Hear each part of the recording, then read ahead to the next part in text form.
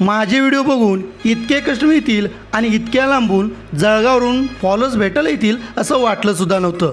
नमस्कार, मी महेश पाटील. दादांना 3 प्लेट रस आमलेट बनवलं आणि दिलं. दादांना तर प्रचंड प्रमाणात रस आमलेट आवडलं. या भावाने तर कहरच केला. 30 आमलेट पाव 25 को 2 म्हणाला. मग दीपक भाई आला. दीपक भाईला एक रस आमलेट दिला.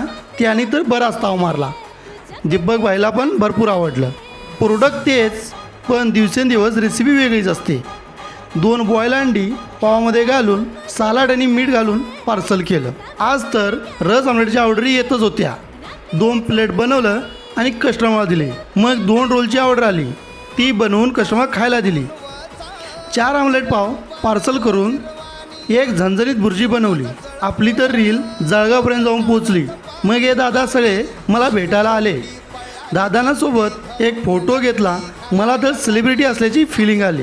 आज एकावर एक ऑर्डर येतच होत्या.